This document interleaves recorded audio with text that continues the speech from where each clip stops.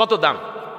বলল যে দেখেন আজিজ মিশর, আপনার সাথে তো আর বেশি কিছু দামাদামি করা যাবে না, এক পাল্লায় ইউসুফকে দেব, আর এক পাল্লায় স্বর্ণ দিবেন। যখন কাটা সমান হয়ে যাবে তখন যে দিতে পারবে তাকে আমার ইউসুফকে তার হাতে বিক্রি করে দেব। সুবহানাল্লাহ পড়বেন না? তাহলে যারা বড় হবে তাদের দাম কি বড় হওয়ার পরে হয় না ছোটবেলা থেকেই হয়? ছোট্টবেলা থেকেই হয়। আলহামদুলিল্লাহ পড়েন। এক পর্যায়ে আজিজ মিশর তাকে কিনে নিয়ে গেলেন পুরো স্বর্ণের দামে। আল্লাহু আকবার।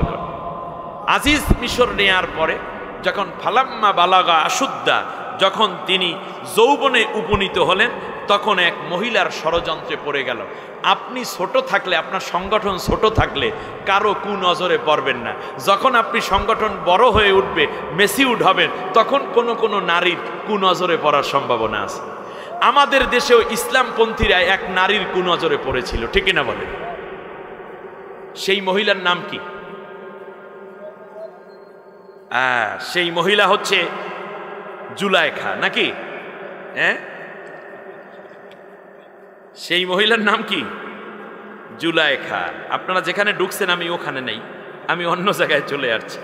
হযরতে ইউসুফ আলাইহিস সালামকে নিয়ে এই মহিলা কন্ট্যাক্ট করতে চাইল, একেবারে উপরে উঠাইয়া নিল রাজমহলে, নিয়ে দরজা সব বন্ধ করে দিল।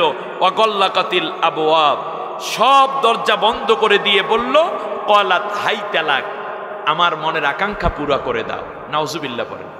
তাহলে বোঝা যায় যুগে যুগে অসৎ নারীরা নেককার মানুষের কাছ থেকে তাদের পাওনা বুঝে নেয়ার জন্য ষড়যন্ত্র করে, ঠিক না? এরপর কি করলো? ইউসুফ আলাইহিস সালাম বলেন, ক্বালা মাআদাল্লাহি ইন্নাহু রাব্বি আহসানা মাসওয়াই ইন্নাহু লা ইউফলিহুজ জালিমুন। আমি আল্লাহর কাছে আশ্রয় চাই। ইউসুফ আলাইহিস সালাম চোখের পানি ছেড়ে ডাক দিয়া কয়, আল্লাহ, 7 বছর বয়সের সময় ভাইয়েরা কূপের মধ্যে ফেলে দিতে চেয়েছিল, সেই সময় যদি ভাইরা কূপে ফেলে দিত গুনাহ তো করা লাগতো না। আজকে যৌবন আসলো আর আমাকে এখন এই মহিলা ডিস্টার্ব করতেছে, তুমি আমাকে বাঁচাও। মহিলা মাথার কাপড় ফেলে দিল, গায়ের কাপড় ফেলে দিল, বুকের কাপড় ফেলে দিল, ইউসুফ আলাইহিস সালামের দিকে এগিয়ে যাচ্ছে আর বলছে, ইউসুফ রে, কোনো চিন্তা করো না, এই রুমের মধ্যে তুমি আর আমি আর তুমি, আর কেউ নাই। সুতরাং তুমি আমার মনের আকাঙ্ক্ষা পুরা করে দাও, প্রয়োজনে মিশরের প্রেসিডেন্টকে হত্যা করে তোমাকে মিশরের প্রেসিডেন্ট বানাইয়া দেব। কারণ সে তার স্ত্রী, কোনো সন্তানও নাই। বলছে আমি এখনো বাকেরা, আমার কোনো সন্তান নাই। সুতরাং আজিজ মিশর ডং পুরুষ, অনেক কথা বলল, কিন্তু ইউসুফ আলাইহিস সালাম কি মহিলার কথায় কান দিয়েছে? দেয় নাই। তাহলে বোঝা যায় নেককার মানুষের সামনে, এই যুবকরা শোনো, নেককার মানুষের সামনে এই রকম যদি কোনো অফার আসে, সে বুড়ি মহিলা হোক, জুয়ান মহিলা হোক, বিধবা হোক, কিংবা সে হোক না ক্লাসমেট অথবা অবিবাহিতা নারী, সে আল্লাহর ভয়ের কারণে কোনো নারীর সংস্পর্শে গিয়ে নিজের যৌবনকে নষ্ট করে না। মনে থাকবে।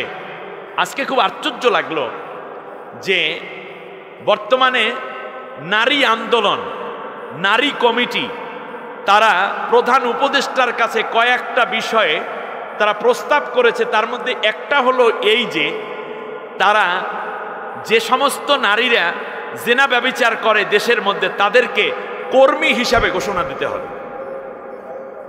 ওনাদের টার্গেটটা কি বুঝতে পেরেছেন? ওই নারীরা বুঝতে পারে নাই, এমনকি সংবিধানে যে বিসমিল্লাহির রহমানির রহিম আছে, এটাকে বাদ দেওয়ার প্রস্তাব করেছে। সম্মানিত ভাইয়েরা, আসুন আমরা সোজা চলে যাচ্ছি আল্লাহ সুবহানাহু ওয়া তাআলার কোরআনের কাছে।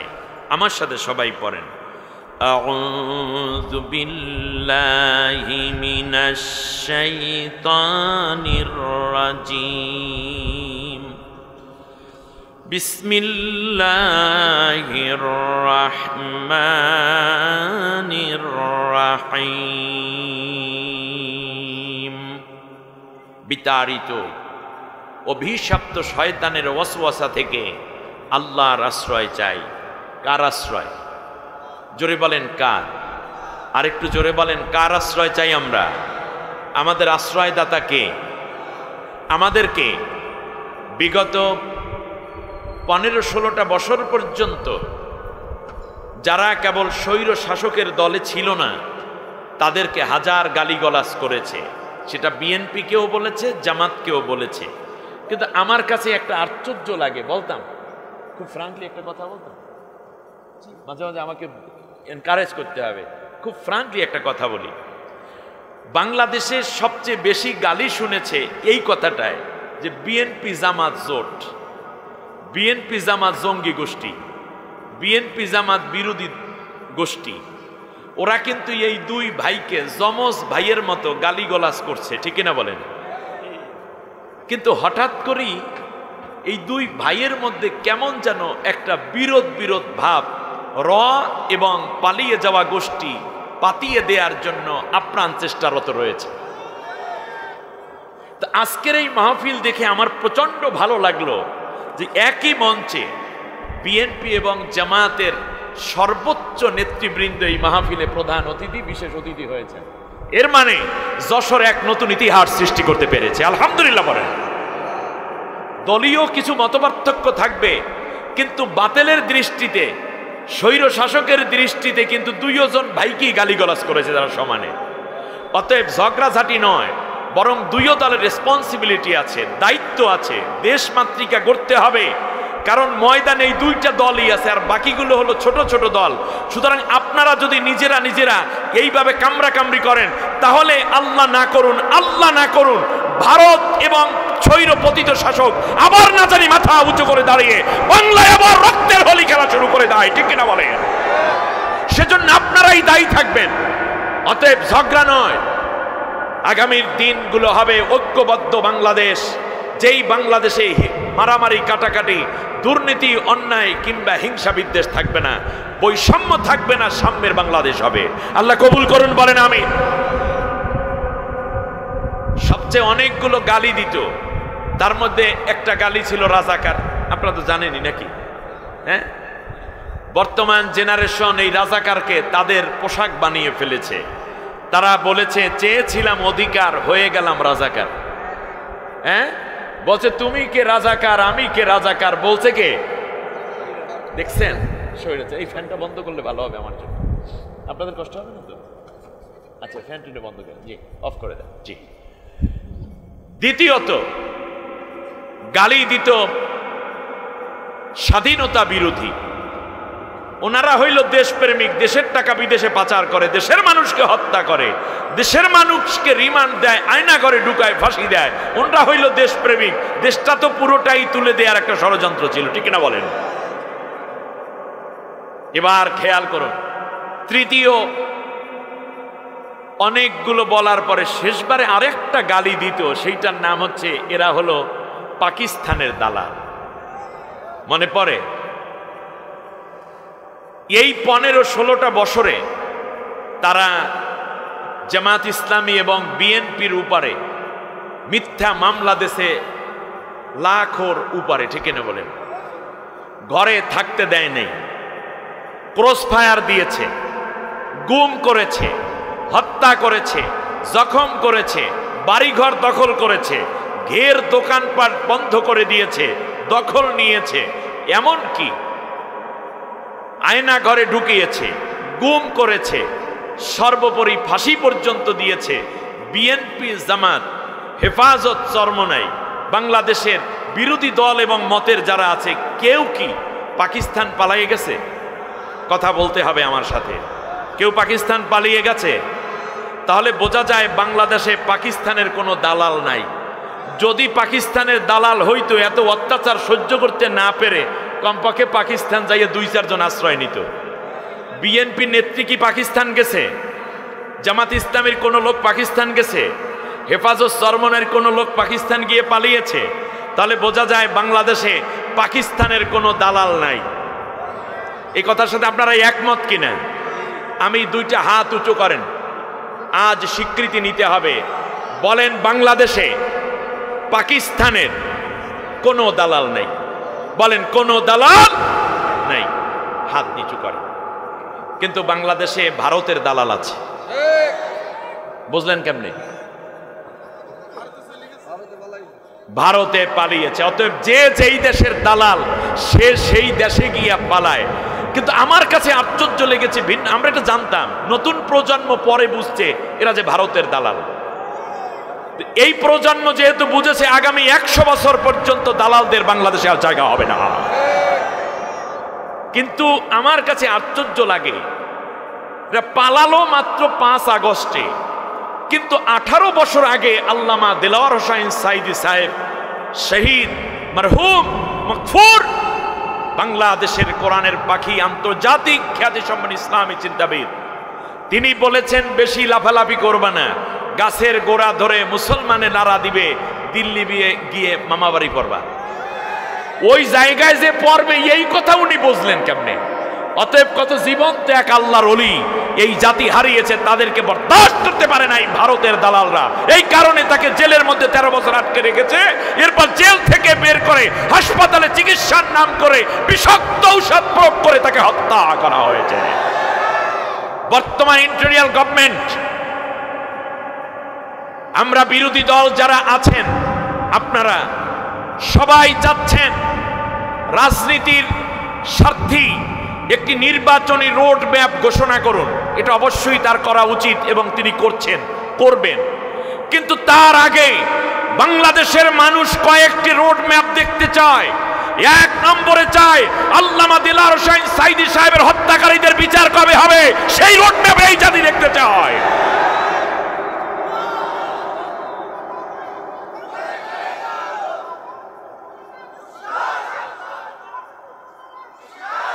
2006 সালের 28শে অক্টোবরে লগি বৈঠা দিয়ে রাজধানীতে মানুষকে হত্যা করে জীবন্ত এবং মৃত লাশের উপরে যারা নৃত্য করেছিল জীবন্ত মানুষকে বেহুশ করে, তাদের বিচার কবে হবে সেই রোড ম্যাপ ঘোষণা করুন। পিলখানার হত্যাকাণ্ডের সাথে যারা জড়িত তাদের হত্যার বিচার এর জন্য রোড ম্যাপ ঘোষণা করুন। শাপলা চত্বরে হত্যাকারী যারা তাদের বিচারের রোড ম্যাপ ঘোষণা করুন। জুলাই এবং আগস্টে হত্যাকারীদের বিচারের রোড ম্যাপ ঘোষণা করুন। বাংলাদেশে যাদেরকে আয়না করে ঢুকে হত্যা করা হয়েছে সেই বিচারের রোড ম্যাপ ঘোষণা করুন।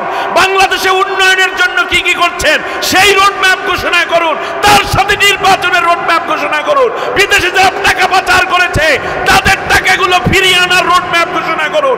অতএব একটি রোড ম্যাপ নয়, বরং হত্যাকারীদের বিচার এই জাতি আগে দেখতে চায়। এত সহজ নয়।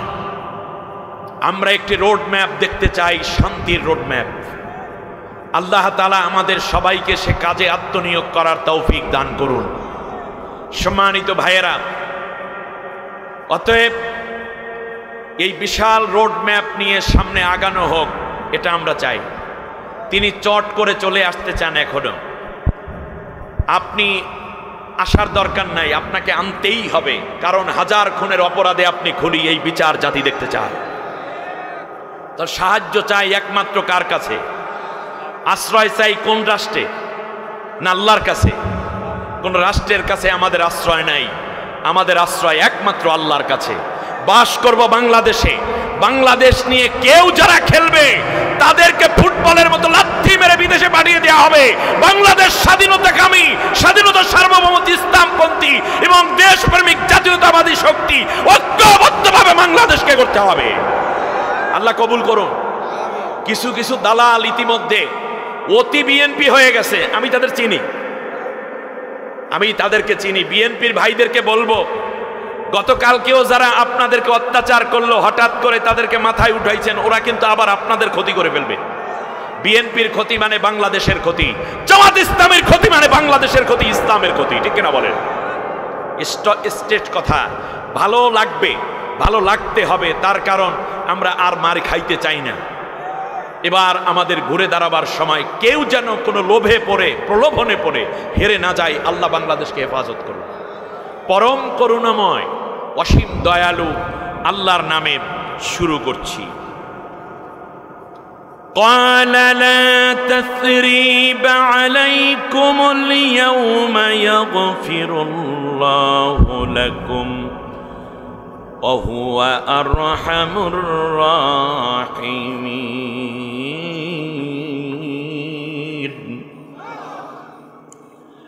اذهبوا بقميصي هذا فألقوه على وجه أبي يأت بصيرا وأتوني بأهلكم أجمعين فلما فصلت العير قال أبوهم إني لأجد ريح يوسف لولا أن تفندون قالوا تالله إنك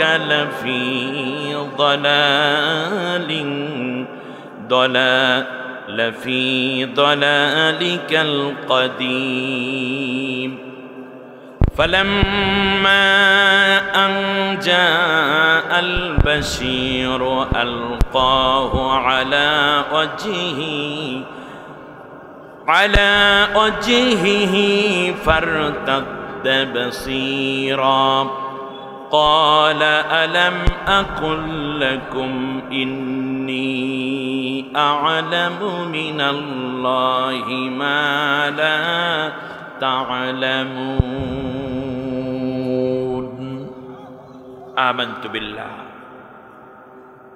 ইউসুফ আলাইহিস সালাম সেই ঐতিহাসিক ঘটনা তোমরা একবার স্মরণ করো, যখন ভাইয়েরা ধরা পড়ে গেল ইউসুফের কাছে মিশরের কায়রোতে, তখন ভাইয়েদের মুখমণ্ডল কালো হয়ে গেল। তারা এক অস্বস্তিকর পরিবেশের মধ্যে বিব্রত এবং সংকুচিত অনুশোচনায় ডুবে পড়ল। এমন সময় ইউসুফ ডেকে বলল, আমার ভাইয়েরা, তোমাদের উপর আমার কোনো অভিযোগ নাই। সুবহানাল্লাহ পড়েন। আজকের দিনে কোনো অভিযোগ নাই। আল্লাহ তোমাদেরকে মাফ করুন, তিনি পরম করুণাময়, অতীব দয়ালু। তবে একটি কথা মনে রেখো, আগামীবারে যখন আসবে তখন আব্বাকে সাথে করে নিয়ে আসবে।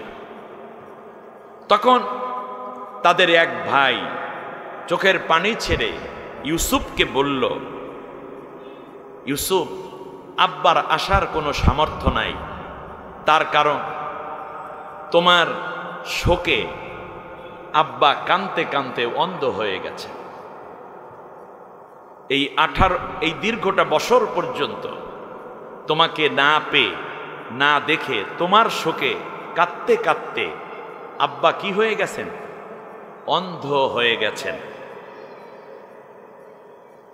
ইউসুফ আলাইহিস সালাম আরো শুনতে পেলেন তারা বলছে যে পেরেশানিতে, টেনশনে আব্বা সোজা হয়ে দাঁড়াবে এই রকম শক্তিটুকু তিনি হারিয়ে ফেলেছেন, সুতরাং তাকে আনা সম্ভব না এই দীর্ঘ পথ। ইউসুফ আলাইহিস সালাম তখন মিশরের রাজধানী কায়রোতে বসে সকালবেলা তার গায়ের জামাটা খুলতেছিলেন এবং বলতেছিলেন যে এই জামাটা নিয়ে তুমি চলে যাও কেনানে, জর্দানে, যেই বর্তমান নাম জর্দান, তখন ছিল কি কেনান, যেখানে ইয়াকুব আলাইহিস সালাম আছেন, ইউসুফ আলাইহিস সালামের পিতা ইয়াকুব আলাইহিস সালাম, সেখানে চলে যাও। মাঝখানে পথ হচ্ছে 1217 কিলোমিটার রাস্তা। কত? 1217 কিলোমিটার রাস্তা দূরে। ইযহাবু বিকমিসি হাযা, এই জামাটা নিয়ে তোমরা যাও, আমার গায়ের এই জামাটা যখন তিনি খুললেন এবং বললেন, এই জামা নিয়ে আব্বার চেহারার উপরে রাখবা, ইয়াতি বাসিরা, আমার গায়ের ঘেরান এবং ঘাম মিশ্রিত জামা যখন বাবার নাকে ঘেরান লাগবে তখন তিনি এই ঘেরান পেয়ে আল্লাহর কুদরতে চোখের আলো ফিরিয়ে পাবেন।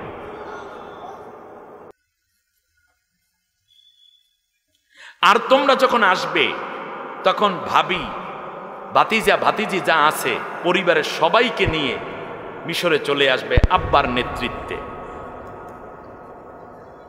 1217 কিলোমিটার দূরে ওই সময় ফজর টাইম, যে দীর্ঘ পথ, এই জন্য ভাইরা একটু আগভাগেই রওনা করেছেন মালামাল নিয়ে। ওই সময় ইয়াকুব আলাইহিস সালাম মুসাল্লার মধ্যে সালাত আদায় করে আল্লাহর তাসবিহ পড়তেছিলেন। তখন তিনি হঠাৎ করে বলে উঠলেন, ফালাম্মা ফাসালাতিল আইর।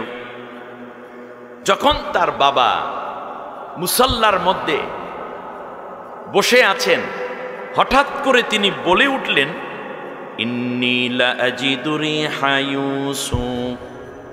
আমার নাকের মধ্যে আমি আমার ইউসুফের ঘ্রাণ পাইতেছি। সুবহানাল্লাহ। মাঝখানে কত কিলো রাস্তা? 1217 কিলোমিটার রাস্তা। 1217 কিলোমিটার দূরে ইয়াকুব আলাইহিস সালাম নাকের মধ্যে ঘেরান পাইতেছেন, আর মিশরের রাজধানী কায়রোতে বসে জামা খোলা বাতাস হয় না, এই ঘেরানটুকু গিয়া লাগছে 1217 কিলোমিটার দূরে ইয়াকুব আলাইহিস সালামের নাকের মধ্যে। এর নাম বাবা। একটু পরে আরো ডিটেইল কথা আসবে, অসুবিধা হবে না তো আপনাদের? ইয়াকুব আলাইহিস সালাম বললেন, লাউলা আন তুফান্নিদুন, যদি আমার ঘরের লোক যারা আছো সবাই বলবা কি যে এই লোকটা আসলেই মাথা খারাপ হয়ে গেছে, এ আর ঠিক রইল না, চোখও গেছে, জ্ঞানও গেছে। তখন ঘরের মানুষেরা, ঘরে মানুষ আছে কারা? পুত্রবধূরা, নাতিনরা, ঠিক না? ছেলেরা তো সবাই মিশরে চলে গেছে। ক্বালু তাল্লাহি ইন্নাকা লাফি দালালিকাল কাদিম। যে আব্বা, ও দাদা, আপনাকে তো সেই পুরাতন পাগলামিতে পাইছি, পুরান পাগলামিতে পেয়ে গেছে আপনাকে। কোথায় সেই ইউসুফ? 27 বছর হয়ে গেছে, বেঁচে থাকলে তো ইউসুফ চলেই আসতো। তাকে তো খেয়ে ফেলেছে।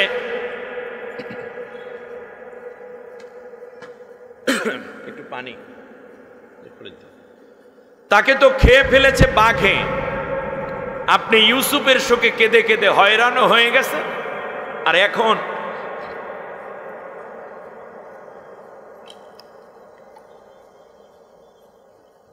আলহামদুলিল্লাহ সেই ইউসুফের জন্য আপনি আবার নাকি গায়ে নাকি ঘ্রাণ পাচ্ছেন।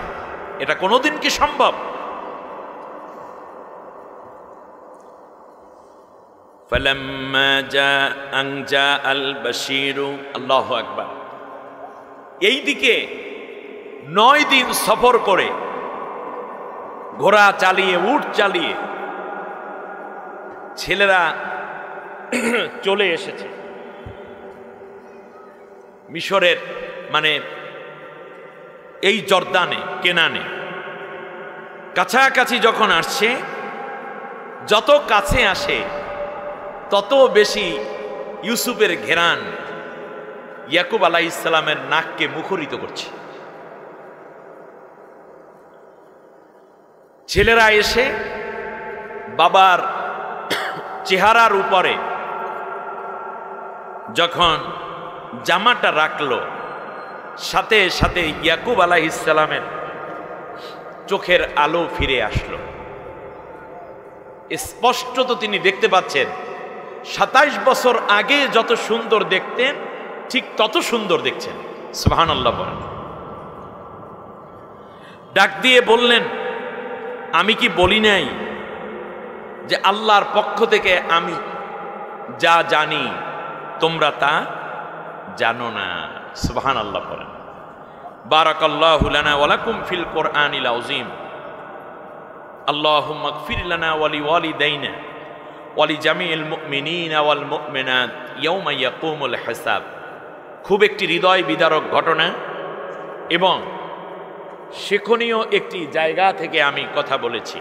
আশা করছি ধৈর্য সহকারে মা বোন যারা আছেন সবাই কথা শুনবেন, কিন্তু তার আগে আমি একটু সূরার পরিচিতিটা নিয়ে নেই। সূরার নাম সূরা ইউসুফ। সূরার নাম কি বলছি? সূরা ইউসুফ। 9 জায়গায় আল্লাহ রাব্বুল আলামিন এই সূরা ইউসুফ নাম উচ্চারণ করার কারণে সূরার নামই হয়ে গেছে ইউসুফ। মক্কায় অবতীর্ণ এই সূরা, 111টি আয়াত, 12টি রুকু, 12তম সূরা, 12তম পারা। সুবহানাল্লাহ বলেন।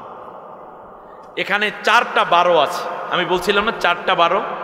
বলেন 1 নম্বরে 12 নম্বর সূরা, দ্বিতীয় হচ্ছে 12তম পারায় সূরাটা, আর 12টা রুকু আছে। আর ইউসুফ আলাইহিস সালাম মিলে ভাই কয়জন? 12 জন। কয়টা 12 হলো? 4টা 12 আছে এখানে। তা আমরা ছোটবেলায় একটা পড়া পড়তাম, 12 12 12 তুমি যতই বাড়িবে, একদিন 12 তোমার বাজিয়া উঠিবে। ঠিক না? সূরা ইউসুফের সাথে পলাতক গোষ্ঠীর বিশাল মিল থাকার কারণে আমি এই সূরার থেকে অংশবিশেষ তিলাওয়াত এবং তার সরল অনুবাদ করেছি। দ্বিতীয় হচ্ছে এই সূরাটিতে আয়াত আছে 111টি। 111কে আমরা যদি স্মার্টলি বলি তাহলে বলি 111। 111 বললে কত হয়? 111 হয় না? 111। অথবা এটাকে যদি আপনি ইংলিশে স্মার্টলি বলেন তাহলে 111। বলেন কি? 111। মাইনুদ্দিন ফখরুদ্দিনরা ষড়যন্ত্র করে একটি স্বৈর শাসককে বসানোর জন্য যে কাজ করেছিল, সেই ঘটনাটা ঘটেছিল 111। ঠিক না বলেন? নভেম্বর মাসের 1 তারিখ। অতএব সব মিলিয়ে বর্তমান সময়ে আমাদের করণীয় কি, এই সূরা থেকে আমরা জেনে নেওয়ার সুযোগ পাবো ইনশাআল্লাহ, বিমাশিয়াতিল্লাহ ওয়া বিফাদলিল্লাহ। রাসূল সাল্লাল্লাহু আলাইহি ওয়াসাল্লাম যখন কোরআনের দাওয়াত দিচ্ছিলেন, সূরাটা কখন নাজিল হলো সেইটা শুনুন। তখন মক্কার কাফেরেরা এক পর্যায়ে মোটেও মেনে নিতে পারে নাই ইসলামকে, ইমানকে, কোরআনকে এবং নবীকে। শেষ পর্যন্ত তারা এই আলামিনকে, সদিকুল আমিন, সদিকুল আস্তাক, এই ভালো মানুষটিকে তারা বলল তুমি পাগল, তুমি জাদুকর, তুমি মিথ্যাবাদী, তুমি কবি, এরকম বাজে বাজে কথা, যে তোমাকে জিনে ধরেছে। এক পর্যায়ে তারা শেষ পর্যন্ত রাসূল সাল্লাল্লাহু আলাইহি ওয়াসাল্লামকে বন্দী করলো যেই জায়গায়, আরবের কেন্দ্রীয় কারাগার, নাম শেহাবে আবু তালিব। 3 বছর জেল খাটালো। ওই জেলে থাকা অবস্থায় তারা একটা বিল পাশ করে ফেলেছিল দারুন নদওয়ায় তথা সংসদে, যেই বিল পাশ করেছে আবু জেহেল। সূরা আনফালের 30 নম্বর আয়াতে আল্লাহ সেই বিলের কথা ঘোষণা করে দিয়েছেন আমাদেরকে জানার সুবিধার্থে। আল্লাহ রাব্বুল আলামিন বলেন, ওয়া ইয ইয়ামকুরু বিকাল্লাযীনা কাফারু লিয়ুসবিতুকা আও ইয়াকতুলুকা আও ইউখরিজুক ওয়া ইয়ামকুরুনা ওয়া ইয়ামকুরুল্লাহ ওয়াল্লাহু খায়রুল মাকিরিন। ও নবী, তোমার বিরুদ্ধে ওরা 3টা অপশন রেখেছে। 1 নম্বর হচ্ছে লিয়ুসবিতুকা, তোমাকে আমৃত্য এই কারাগারের মধ্যেই রেখে মেরে ফেলবে, এইরকম একটা বিল তারা পাশ করেছে। অতএব জালেম শাসক আবু জেহেলের নাতিপুতি যারা আছে, তারা দিনদারদেরকে জেলের মধ্যে হত্যা করার বিল পাশ করে। ঠিক না বলেন? দ্বিতীয় হচ্ছে আও ইয়াকতুলুকা, অথবা তোমাকে জেলের মধ্যে অথবা বাইরে এনে তোমাকে হত্যা করে ফেলবে। এই 2টার একটাও যদি না পারে, তাহলে তোমাকে নাগরিকত্ব ক্যান্সেল করে অন্য দেশে নির্বাসনে পাঠাই দেবে। তবে মনে রাখবা, ওয়ায়ামকুরুনা ওয়ায়ামকুরুল্লাহ, ওরা ষড়যন্ত্র করে আর আমি আল্লাহ রব্বুল আলামিন কৌশল অবলম্বন করি। মনে রাখবা, আমি আল্লাহই তোমাকে বিজয় দেব, ওরা পরাজিত হয়ে যাবে। সুবহানাল্লাহ পড়বেন না? আল্লাহ রব্বুল আলামিনের কাছে আসহাবে আজমাইন বলল, ইয়া রাসূলুল্লাহ, আমাদেরকে একটা সুন্দর কাহিনী শোনান। কেউ কেউ বলতেছেন, আল্লাহর নবী যখন জেলের মধ্যে, দেশের লোকেরা যখন, দেশের সরকার যখন আল্লাহর নবীকে হত্যার বিল পাশ করছে, সেই মুহূর্তে আল্লাহ রব্বুল আলামিন সূরা ইউসুফ নাজিল করে বুঝাইয়া দিলেন, ও মক্কার মানুষেরা, তোমরা এখন তোমাদের ভাই মুহাম্মদুর রাসূলুল্লাহকে হত্যার জন্য বিল পাস করতেছ। নবী সাল্লাল্লাহু আলাইহি ওয়াসাল্লাম দেশের ভাই না? দেশের ভাই বলি না আমরা? বাবাও যদি নির্বাচনে দাঁড়ায়, ছেলে কিন্তু স্লোগান দেয়, আমার ভাই তোমার ভাই, নাকি আমার বাবা তোমাদের ভাই? এ কথা বলে? বলে কি আমার ভাই তোমার ভাই? তো এই যে ভাই, দেশের এই যে ভাই ভ্রাতৃত্ব, এই জায়গাটিকে আল্লাহ তাআলা ধরেছেন যে এর আগে তোমরা এখন তোমাদের ভাই মুহাম্মদকে হত্যা করার জন্য বিল পাস করতেছ। এর আগে কিন্তু আমার ইউসুফকে হত্যা করার জন্য তার ভাইয়েরা একটা বিল পাস করেছিল। ওই 10 ভাই মনে আছে আপনাদের? তারা বিল পাস করছিল কি? তারা বলেছিল, উকতুলু ইউসুফা আও ইতরাহুহু আরদান ইয়াখলু লাকুম ওয়াজহু আবিকুম ওয়া তাকুনু মিন বা'দিহি কওমান সালিহিন। ছোট্ট ইউসুফ, বয়স মাত্র 7 বছর। সেই সময়ে ভাইরা বলেছিল ইউসুফকে হত্যা করে ফেলো। এক ভাই বলল ইউসুফকে ডাইরেক্ট কি করো, জানাজা পড়তে দেয় নাই। সেখানের লোকেরা তাকে রাজাকার বলে কতিপয় লোক গালিগালাজ করে মিছিল করেছে। বিভিন্ন রকমের বিপর্যয় হবে বলে তার সন্তান, পরিবার, শুভাকাঙ্ক্ষী সংগঠনের নেতৃবৃন্দ সিদ্ধান্ত নিল পিরোজপুরে আল্লামা সাঈদী ফাউন্ডেশনে তার পারিবারিক কবরস্থানে দাফন করা হবে। সেইখানে প্রচন্ড বৃষ্টি ছিল, কোমর সমান কাদা নিয়ে লাখো লাখো মানুষ আল্লামা সাঈদী সাহেবের জানাজায় শরীক হয়েছে, ঠিক কিনা বলেন? ইতিহাস আমি জানি না সেদিন কি হয়েছিল। আপনার পিতার জানাজায় কয়জন জানাজা পড়ছে আমি জানি না, কিন্তু আপনার জানাজায়ও কয়জন লোক হবে আমি বড় শঙ্কিত। তার কারণ আপনি এই দেশের সবচেয়ে বড় লেডি হিটলার হয়ে দেশ থেকে পালিয়ে গেছেন। সাঈদী সাহেবের জন্য তাম দুনিয়ায় 1 লাখের উপরে গায়েবানা জানাজা হয়েছে, ঠিক কিনা বলেন? তাহলে মানুষের চোখের আড়াল হলেই কি মনের আড়াল করা যায়? কথা বলেন না কেন? আল্লাহ সুবহানাহু, আমি একটা উদাহরণ, বাকি সব উদাহরণ এইরকমই হবে। আমি বিএনপির ভাইদের উদ্দেশ্যে খুব দরদ ভরা অন্তর নিয়ে 2টা কথা বলতে চাই। আপনাকে আপনার আসল জায়গায় থাকতে হবে। শহীদ প্রেসিডেন্ট জিয়াউর রহমান, এই দেশের মানুষ তাকে ভালোবাসতেন। আপনারা যারা জিয়ার আদর্শের সৈনিক, তারা প্রেসিডেন্ট জিয়াউর রহমানকে ভালোবাসেন, ঠিক না? এই ভালোবাসার মূল কারণটা কোথায়? প্রেসিডেন্ট জিয়াউর রহমানকে দেশের মানুষ কেন ভালোবাসত সেইটা একটু চিন্তা করেন। সেটা হচ্ছে এই যে তিনি ইসলামকে ভালোবাসতেন।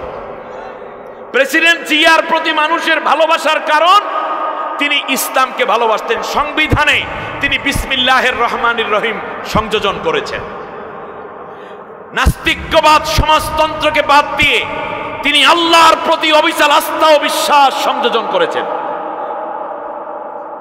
শুধু তাই না, ইসলামের প্রতি গভীর সম্মান প্রদর্শন করতে গিয়ে আলেম ওলামাদেরকে তিনি বুকে টেনেছিলেন। সর্বোপরি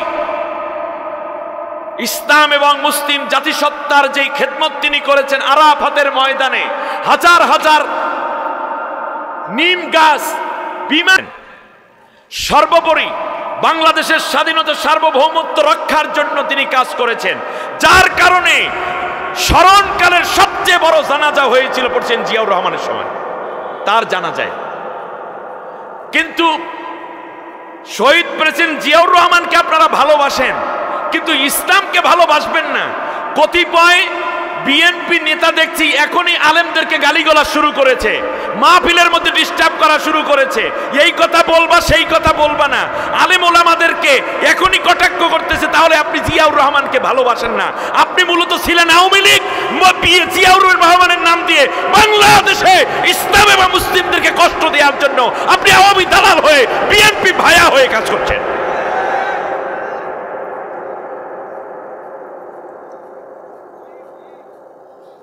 সুতরাং আপনি ইসলামকে ভালোবাসুন, কারণ আপনার নেতা ইসলামকে ভালোবেসে আল্লাহর প্রিয় হয়েছেন। তাকে হত্যা করা হয়েছে, কারণ এত বড় দেশপ্রেমিককে বাংলাদেশে থাকলে বাংলাদেশ বহুত আগে সিঙ্গাপুর ছাড়াই যাইত, ঠিক কিনা বলেন? এ কথাগুলো কেন বুঝেন না আপনারা? অতএব আমরা যেন বুঝে শুনে রাজনীতি করি, অন্ধের মতো রাজনীতি করা যাবে না। আল্লাহ আমাদের সবাইকে বুঝ দান করুন, বলেন আমিন। বিএনপি করেন মানে নামাজ ছাইড়া দিয়েছেন কেন? বিএনপি করেন মানে আপনি অত্যাচারী হতে পারবেন না। বিএনপি মানে হচ্ছে শহীদ প্রেসিডেন্ট জিয়াউর রহমান, যার হাতে ছিল একটা ভাঙ্গা সুটকেস অনলি। আপনাকে ওই কাতারে আসেন না। দেশটা উন্নত করি, আমরা সালমান ইবনে রহমান হতে চাই না। আমরা বিদেশে অর্থ পাচারকারী হতে চাই না। এই দেশটাকে আমরা গড়ব। কি হবে? আপনি কয়েকটা টাকার মালিক হবেন, দেশ যদি দরিদ্র থাকে টাকার মালিক হয়ে লাভ নাই। সুতরাং সকলকে নিয়ে মিলেমিশে বাস করব, আর দেশের বিরোধী যারা তাদেরকে চিহ্নিত করে দেশের মাটিতে বিচার করব। ইয়াখলু লাকুম ওয়াজহু আবিকুম, উদ্দেশ্য ছিল বাবার চেহারা থেকে ইউসুফকে আলাদা করে ফেলা। তাহলে চোখের আড়াল হইলি মনের আড়াল। তারা তো কম করে নাই, রাস্তার মোড়ে মোড়ে বাবার মূর্তি বানাই দিয়েছে। প্রত্যেক স্কুলে, কলেজ, ইউনিভার্সিটি, মাদ্রাসায় পর্যন্ত বাপ বেটির ছবি মাথার উপর টানাইছে। সেই জন্য কি তাদেরকে মহব্বত করছে সবাই? যেই দিন পালাইছে মূর্তিগুলোকে ছেলেরা ভেঙে ভেঙে টুকরা টুকরো করে মাটির সাথে মিশিয়ে দিয়েছে। মাথার উপরের ছবি পায়ের নিচে এনে সমানে লাথি মেরে বিদায় করে দিয়েছে। ঠিক কিনা বলেন? ভালোবাসা থাকে কোথায়? অন্তরে। ভাইরা মনে করছিল ইউসুফকে চোখের আড়াল করলেই মনের আড়াল হয়ে যাবে। তাহলে বোঝা যায় চোখের আড়াল হলেই মনের আড়াল হয় না। কিন্তু তারা একটা কথা বলল যে পরে একটা কাজ করে নেব নে, ওয়াতাকুনু মিন বাদিহি কওমান সালিহিন।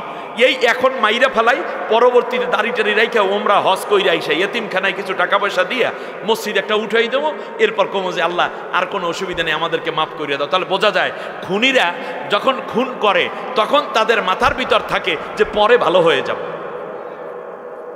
কিন্তু আল্লাহ তাআলা অনেককে ভালো হওয়ার সুযোগও দেন না। অতএব খুন করার সময় চিন্তা করতে হবে আমি কাউকে খুন করব না। আল্লাহ রাব্বুল আলামিন বলেন, শোনো, আমার ইউসুফকে হত্যা করার জন্য তোমরা ভাইরা এত বেশি কাজ করেছো, কিন্তু তোমরা যখন কূপের মধ্যে আমার ইউসুফকে ফেলে দিলে, আমার ইউসুফ পৃথিবীর কাউকে স্মরণ করে নাই, আমি আল্লাহরই ডেকেছে। বাবার কাছ থেকে সন্তানকে নিয়ে গেল, ইয়াকুব আলাইহিস সালামের কাছ থেকে ইউসুফকে নিয়ে যাচ্ছে ভাইয়েরা। এটা অনেক বড় ঘটনা, আমি ছোট্ট করে বলছি। বনের ভেতরে গিয়ে যেই ভাই কাদের উপরে ইউসুফকে রেখেছে, কাঁধ থেকে জোরে মাটির মধ্যে আছাড় মেরে কোমরটা ভেঙে ফেলেছে। ইউসুফ আলাইহিস সালাম আর এক ভাইয়ের কাছে গিয়ে নালিশ করে, ভাই দেখেন ও আমাকে মারে কেন, আমি তো কোনো দোষ করি নাই। ওই ভাই জোরে একটা ঘুষি মারে, ইউসুফের গাল ফেটে যায়, নাক ফেটে রক্ত বের হয়। আর এক ভাইয়ের কাছে যায়, ভাই দেখেন ওনারা মারে। আল্লাহ রাব্বুল আলামিন কোরআনের মধ্যে এই ব্যাপারে ডিটেইল বলেছেন, তাফসিরে এসেছে। আর এক ভাই হাতটাকে ধরে এভাবে মোচড় দিয়ে ইউসুফের কষি হাতটা ভেঙে দিয়ে বলছে, যেই চন্দ্র সূর্য 11 নক্ষত্র তোমাকে সিজদা করে, তাদের কাছে বলো আমাদের কাছে কেন বিচার দাও। ইয়াকুব আলাইহিস সালামের এই কলিজার ধন অন্যান্য সন্তানগুলো তারই, কিন্তু খেয়াল করে দেখুন এক পর্যায়ে ভাইরা কূপের মধ্যে ইউসুফ আলাইহিস সালামকে ফেলে দিবে।